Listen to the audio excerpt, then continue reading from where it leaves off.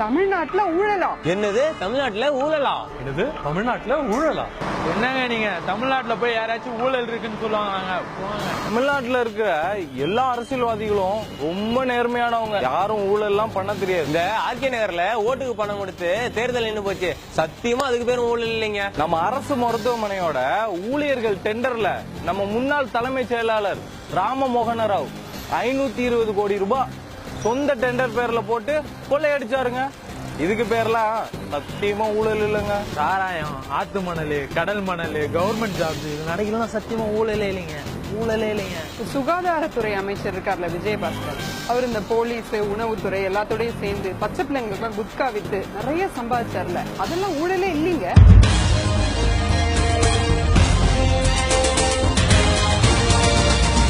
இந்த ஊழல் எல்லாத்துக்கும் அரசு அதிகாரிகளுக்கும் அமைச்சர்களுக்கும் கண்டிப்பா தொடர்பு இருக்கு. இந்த ஊழல் எல்லாம் தடுக்க வேண்டிய ஊழல் தடுப்பு துறை என்ன பண்ணிட்டு இருக்கு? என்ன பண்ணிட்டு இருக்கு? என்ன பண்ணிக்கிட்டு இருக்கு? என்ன பண்ணிட்டு இருக்கு? என்ன பண்ணிட்டு இருக்கு?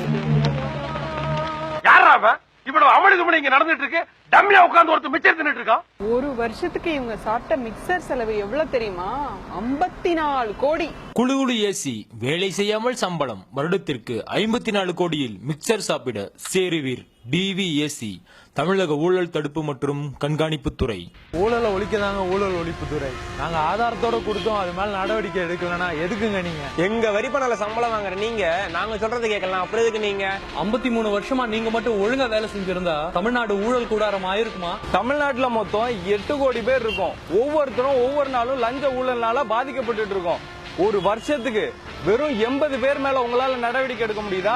எல்லா மாவட்டத்துக்கும் ஸ்டார் ஹோட்டல் ரேஞ்சுக்கு ஆபீஸ் வச்சிருக்கீங்க, ஆனா மாவட்டத்துக்கு 2 பேரை கூட ஜெயிலுக்கு அனுப்ப மாட்டேங்கிறீங்க. 1000-2000 ரூபான்னு லஞ்சம் வாங்குற 46 பேரை பிடிக்கிறதுக்கு உங்களுக்கு 54 கோடி ரூபாய் செலவு. லஞ்சம் வாங்குற ஒருத்தரை பிடிக்க 1 கோடியே 17 லட்சம் ரூபாய் செலவு பண்றீங்க. ஆனா உங்களுக்கு போடுற அபராதம் வெறும் 1000மோ 2000மோ போடுறீங்க. என்னங்க இது அநியாயம்? இது ஏதோ எலிய பிடிக்க ஏரோப்ளேன் வாங்கின கதையால இருக்கு. ஊழல் நிறைய இருக்கிற துறை எதுன்னு கேட்டா ஊழல் ஒழிப்பு துறைன்னு தான் சொல்ல போல இருக்கு. நீங்க லஞ்ச ஒழிப்பு துறையா இல்ல லஞ்ச வளர்ப்பு துறையா? இப்படி ஓபி அடிக்கிற துறை எங்களுக்கு தேவையே இல்லைங்க. இழுத்து மூடுவோம் லஞ்ச ஒழிப்பு துறையை. செயலற்று இறந்தவர்களுக்கும் லஞ்ச ஒழிப்பு துறைக்கு அஞ்சலி செலுத்த விரும்புபவர்கள் ஜூலை 30 மாலை 4 மணிக்கு அறப்போர் எக்மோர் அலுவலகத்திற்கு வாருங்கள். இது ஊழலுக்கு எதிரான போர். நாம் அனைவரும் பங்கெடுக்க வேண்டிய போர். இன்னும் எத்தனை காலந்தான் ஏமாற்றுவார் இந்த நாட்டிலே?